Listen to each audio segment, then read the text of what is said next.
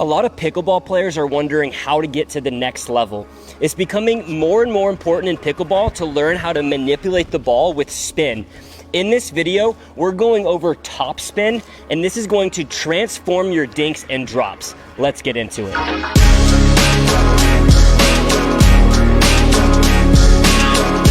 The most common shot that you're gonna see people putting topspin on at the kitchen line is typically going to be your forehand cross-court dink. This shot especially, you can put a ton of topspin on and make it really aggressive. Now there's 3 things that you wanna keep in mind when effectively putting topspin on a ball, and it's going to be apex, spacing, and brushing the ball. Let's get into it. When we say apex, what we mean is letting the ball get to its highest point of its bounce, or even letting it fall and decelerate some before making contact with the ball. This is especially important in topspin because if you try to hit topspin off of a short hop, meaning the ball bounces and you're trying to hit here, now physics is working against you because the ball is moving upwards and you're trying to manipulate the ball in the opposite direction. So it's really important to let the ball bounce to its highest point or beyond in order to create topspin. So what I'm gonna do here is I'm gonna look to let the ball bounce to its highest point. And if I have to take the ball off the short hop like that last one, that's gonna be one I don't want to apply topspin to. So make sure when you're dinking, if you can give yourself enough time to let the ball bounce to its highest point, that is one you can put topspin on.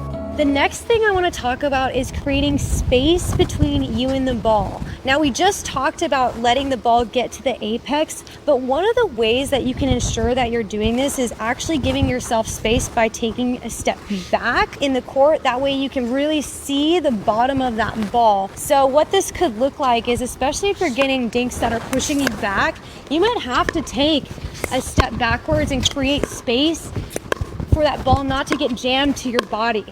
You know, there's gonna be times where it's better to take that ball out of the air or even take it off the short hop, but that's not a dink that you would put topspin on. You really need to make sure you create space, that you're in control and you're balanced in order to really get a good aggressive topspin on this dink.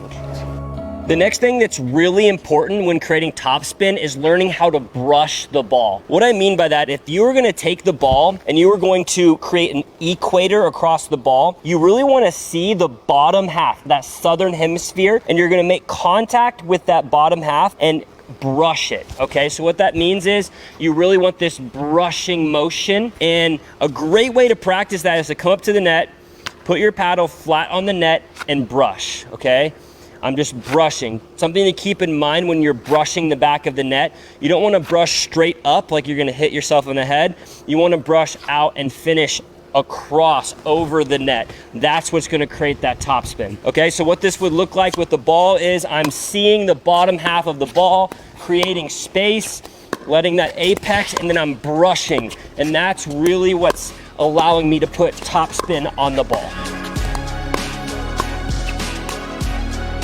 So that's the fundamentals to hitting that topspin forehand dink, but what's really amazing is you can use the same fundamentals and technique for actually hitting a topspin drop. And this is a really good drill that will help you with those dinks and drops, and it's called the slinky drill. So what you're gonna do is you're gonna set up across the net between you and your partner. They're going to feed 3 balls to you starting at the kitchen line. Once you successfully hit 3, then you'll take a step back, and again, you'll go to the back court and then work your way back and then up, and this is kind of how it goes. So again, you're gonna be really working on getting that apex of the ball, giving yourself space and brushing that ball to get that motion. I'm gonna step back after I hit 3 and go from here. It's really important that your follow through is forward, not just up. After I hit 3, step back again. I'm gonna do this until I get to the back court. And once I get all the way to the back court, now I can actually start working my way back up until I get all the way to the kitchen line. This is a great drill that's gonna help you practice these fundamental techniques, and you'll get really good at hitting your dinks and drops with topspin. If you're in the market for a pickleball net, look no further than Selkirk.com. The Selkirk nets are the preferred pickleball nets of the PPA Tour, and they have options for beginners, intermediate, and advanced players for all budgets and all levels. Head on over to Selkirk.com/collections/nets to get yours today. Thanks for watching. Make sure you like and subscribe to the PlayPickleball.com YouTube channel. And we'll see you on the next one.